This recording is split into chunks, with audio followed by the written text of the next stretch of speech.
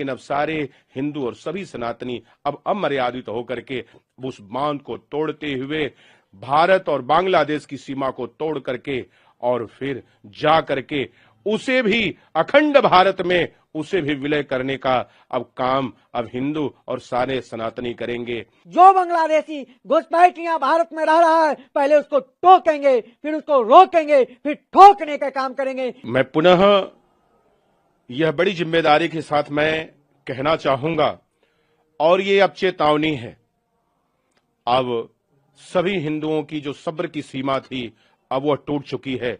अब वो समय नहीं जब भारत और बांग्लादेश की सीमा को लांघते हुए जब सारे सनातनी और सारे हिंदू बांग्लादेश में प्रवेश कर जाएंगे।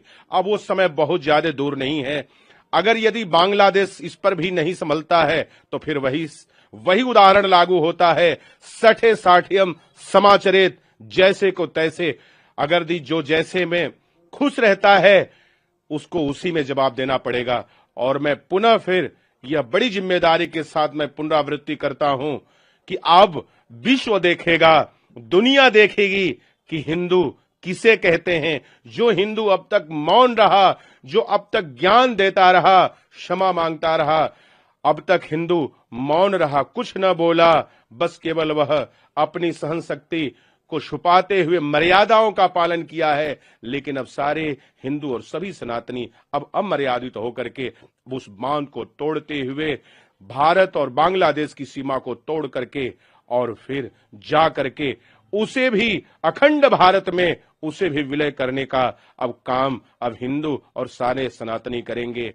अगर यदि यूनी सरकार इस पर ध्यान नहीं दे रही है तो बस अब यही एक अंतिम उपाय अब हिंदुओं के पास बचा हुआ है। संख्या बढ़ रही लगातार, कितनी संख्या हो गई नाराजगी लगातार हिंदुओं पर? जी बिल्कुल, न्यूज सोशल मीडिया प्लेटफॉर्म के माध्यम से देखा जा रहा है कि ये ऐसे असंवेदनशील ये लोग हैं। अरे कहते हैं कि आतंकवादियों का और जिहादियों का, कट्टरपंथियों का कोई नाम नहीं होता। अरे ये लोग क्या बात करेंगे, ये कहीं भी जाएंगे, कहीं भी विश्व के कोने में जाएंगे तो शक और संशय की दृष्टि से देखे जाएंगे। हिंदू भारत नहीं अपनी तो विश्व के किसी भी कोने पे जाएगा तो सम्माननीय और आदरणीय, यह पूजनीय और उस नजरों से देखा जाएगा जो सदैव सम्माननीय रहेगा। ये क्या बात करेंगे, ये वो लोग हैं जिनके अंदर इंसानियत और मानवता के प्रति इतनी असंवेदनशीलता है।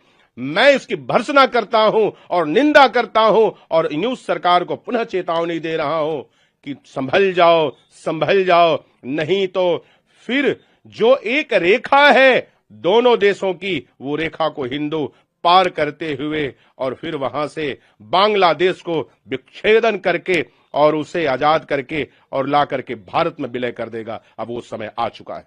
जिस तरह से बांग्लादेश में वहां के अल्पसंख्यक हिंदुओं को निरंतर प्रताड़ना दिया जा रहा है, मारा जा रहा है, फिर एक हिंदू की हत्या हुई है, अत्यंत निंदनीय है, दुखद है। जितना भी इसकी निंदा की जाए उतना कम है। जोर जुर्म की चक्कर में संघर्ष हमारा नारा है, जो हमसे टकराएगा चूर चूर हो जाएगा। मैं संपूर्ण हिंदू जनमानस से निवेदन करूंगा, अब ऐसा प्रताड़ना सहने की आवश्यकता नहीं है, क्योंकि हिंदू एक ऐसा कौम है जो सर्वे भवन्तु सुखिना की बात करता है। अब हम लोग अत्याचार नहीं सहेंगे। देश का सबसे प्रधानमंत्री से मैं मांग करूंगा, कब तक आप अल्पसंख्यक हिंदुओं की प्रताड़ना सहते रहेंगे? राफेल और ब्रह्मोस तेजस की आवश्यकता है।